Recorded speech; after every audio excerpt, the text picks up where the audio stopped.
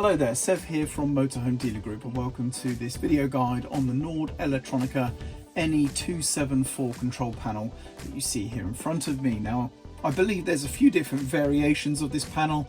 As you can see, this one is Roller Team branded, but pay attention to the types of button indications you see on either side to make sure that this video is matching the panel that you have in your leisure vehicle.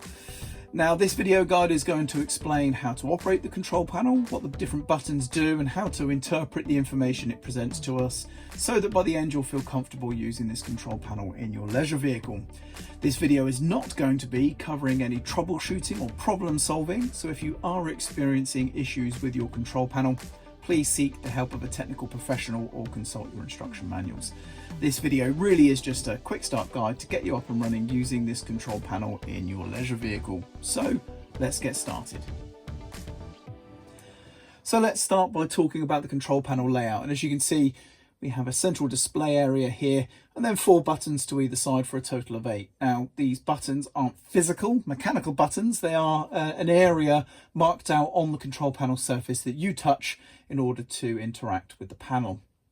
So to turn the panel on, we're going to operate this lower right hand button just here, the power button symbol there. As you can see, we simply press and hold for a second or so and the panel should come on like so. So we can tell the panel's on because the power symbol there is illuminated. Now, we do have another couple of symbols that have shown up here at the bottom of the display area. This symbol on the right is a picture of a plug and cable. So this indicates to me that the panel can tell that we have a working mains electric source. The vehicle is connected to mains hookup. The symbol here on the left of that's a symbol there of 2 batteries connected together. This is showing that the vehicle, the batteries are charging together, basically. This symbol will appear if the engine is running and therefore both the vehicle and leisure batteries of your motorhome are charging. But it can also happen if the mains electric charging system is designed in such a way that it will charge both batteries at the same time as well. That is the case with this particular vehicle. The engine isn't running, we're connected to mains electric hookup, and it is split charging both batteries there. Now, there is another symbol that can appear in the middle here. That one's a problem though. If we see a symbol in the middle here that is a picture of sort of a white lozenge shape in a bracket, so it's two curved symbols with a lozenge in the center, I can't say lozenge, then that indicates a blown fuse. So you're going to need to go to your habitation 12-volt fuse panel and try and find the problematic fuse there. Again, if it gets more involved though, you are looking at seeking the help of a technical professional. So now that we have the panel brought to life, let's now bring some more things to life. So let's start with the lights, and the lights is the picture, the button with the picture here of a light bulb. So we simply touch that button and there you go. There is the lighting for the vehicle turned on. If we want the external light or the awning light outside, we can press this button here and that will turn that on. And as you can see, when we do enable features, they do illuminate green on those indications to tell us that those corresponding features are turned on. This one here is for the water pump. So to provide your water pump power, you simply turn this one on. I'm going to turn it immediately back off though, because this vehicle doesn't have any water in the system. The rest of the buttons are used for checking information. So we'll start off with this one here on the same side, on the left side. This one here is for temperature. So if I touch it, it illuminates blue to show us it's active. On the display at the top there in blue, it says in, and then we can see a number. That is the internal temperature that it's reading right there. If I was to press it again, some models of the control panel, if the feature is enabled, will have an external temperature sensor, and that will say out, I believe, and then it will show another number, which will of course be the external temperature. Now, this feature is not present on this control panel.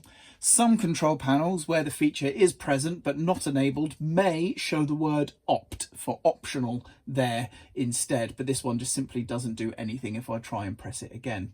Now, I believe the timeout on any information that it presents is, I think, 30 seconds, if I've interpreted the manual correctly. So the information will stay there for about 30 seconds and then it will just disappear. The next one up here is a picture of a box with wavy water. This is your water tank information. So if I press it once, we see S1 in blue down here, and we see a number, and that's saying 33%. Now, the sensors are designed to work in 4 stages. Empty, which is 0. Then we see a third full, which is 33. We're then going to see 2/3 full, which is 66. And then we will see 100. So whilst it is showing a percentage, it's not going to move gradually between those amounts. It's going to go from 0 to 33 to 66 and then to 100, or back the other way, of course, if the tank is getting emptier. So your waste tanks will fill up and your fresh tank will go down.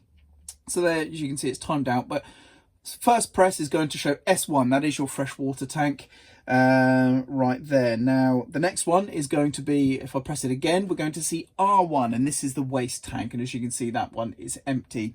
Some vehicles can be fitted with additional waste tanks. So another press would then show R2, which would be the additional waste tank. This is only fitted with a conventional fresh and waste, so it's gone back to the fresh tank.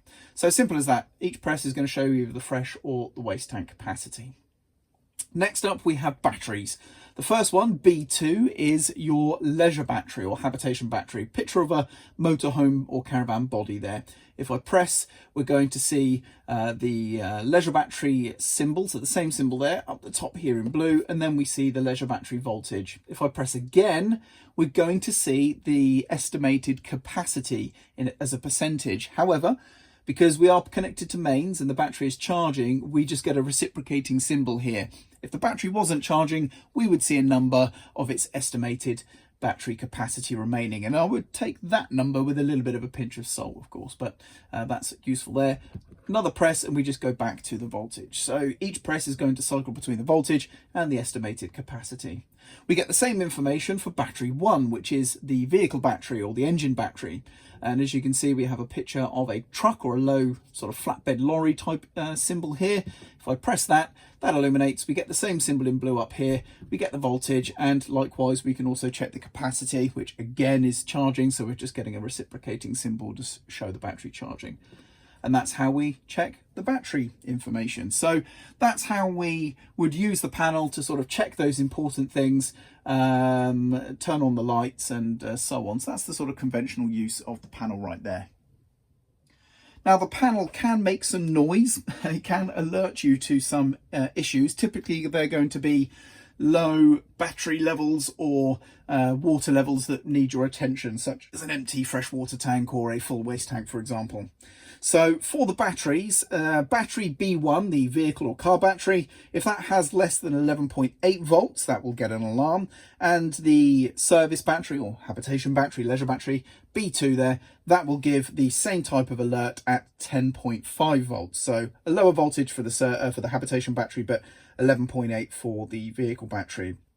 If that happens, you're going to see a bleep, and the flashing battery button that's generated the alarm. So for example, if it's a low vehicle battery voltage, it will be the battery button symbol there will be flashing to tell you that that has brought up the alarm. And that's going to be the case for the first 30 seconds you see the value. So it may show the issue on the screen as well. Now, what you can actually do is you can disable that alarm if you so wish. So if I was to press and hold the battery button here, we should see that they're on or off. So I can now toggle whether that alarm is on or off, as you can see right there.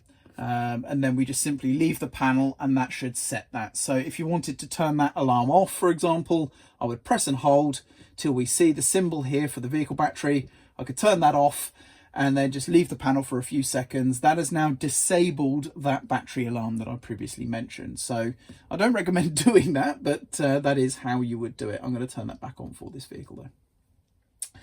And likewise, you could do the same for the leisure battery as well. Okay, so you can hold the button down for about 3 seconds and you can turn on or off the respective battery alarms. Other alarms are for the tanks, as I mentioned. So if you have a bleep, you will see the flashing tank symbol there, and the corresponding tank that has raised the alarm will be indicated on the central panel as well. And again, we can turn on or off that alarm by pressing and holding, and we can turn on or off the respective tank alarm there. Pretty straightforward, so that's pretty easy right there, and works very much just like the battery alarm toggle as well. Next up, we also can turn on or off key beeps, and that's done by pressing and holding the temperature button, and we have on or off. Okay, so that would be off right there. And now when that's set, there we go, there's no sound or feedback when I press a button.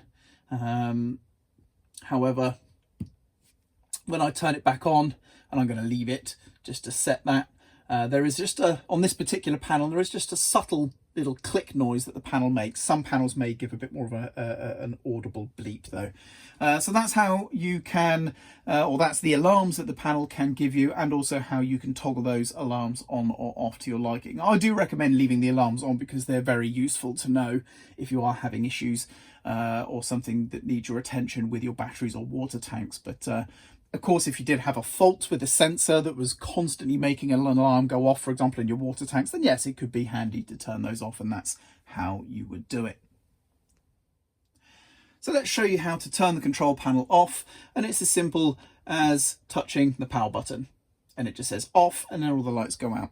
Unlike turning the panel on, which requires you to hold down the power button for a second or more, simply touching the power button is enough to turn the panel off. Nice and simple.